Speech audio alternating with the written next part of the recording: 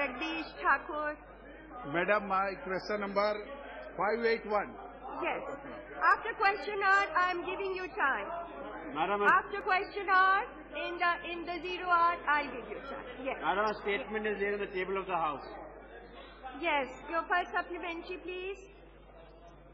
माननीय सभापति जी, मैं आपका धन्यवाद करता हूं और आपके द्वारा माननीय मंत्री जी को बधाई देता हूं कि पिछले सालों में जो गैस का उत्पादन हुआ था उससे कई गुना गैस का उत्पादन करके पूरे देश की प्रगति में अहम भूमिका विभाग ने बढ़ाई है।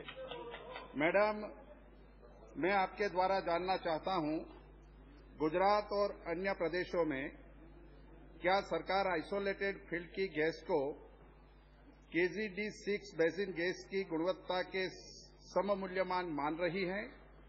जहां पर गैस का प्रेशर बहुत अच्छा होता है, वहीं आइसोलेटेड फील्ड में दबाव बहुत असंगत, कम, हल्का होता है।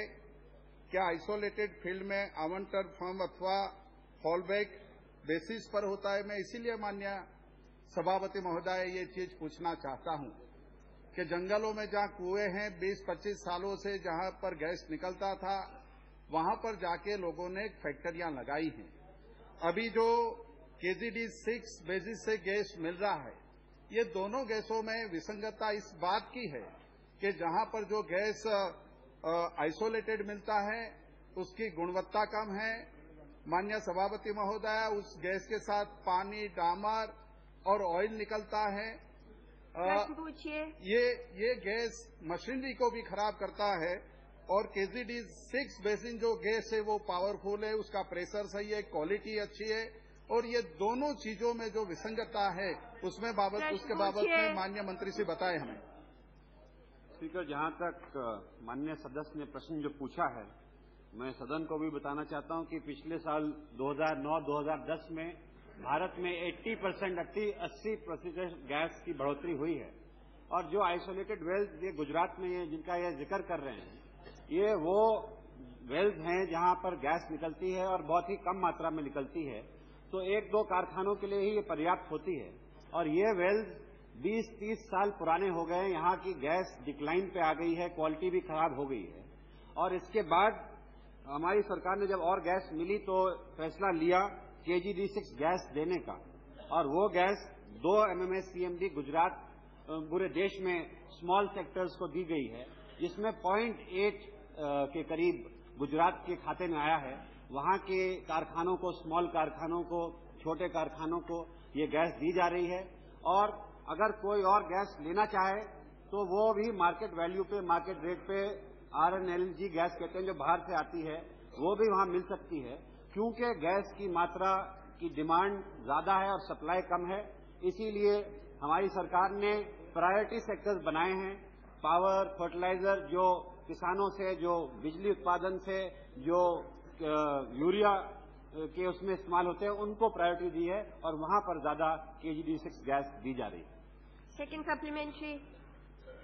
माननीय सभापति महोदया, मैं आपके द्वारा माननीय मंत्री जी से ये पूछना चाहता हूं कि जो आइसोलेटेड फील्ड से गैस दिया जाता है और KG-D6 से दिया जाता है, इन दोनों की क्वालिटियों में फर्क होने के कारण मुझे थोड़ी जानकारी मिली है कि सभी गैसों के दाम एक तरह से होने जा रहे हैं।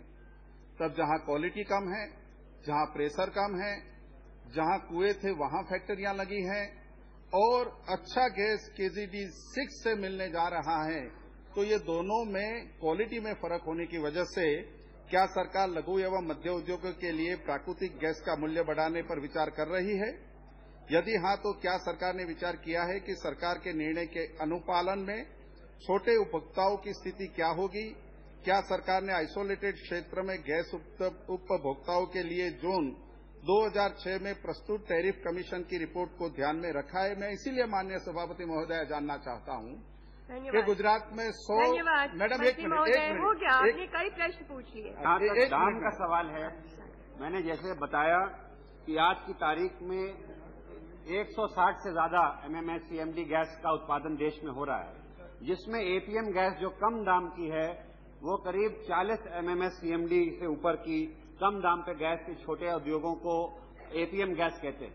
वो एपीएम गैस उन वेल्स की गैस है जो नॉमिनेटेड ब्लॉक्स थे पहले सरकार देती थी, उनके द्वारा आती है।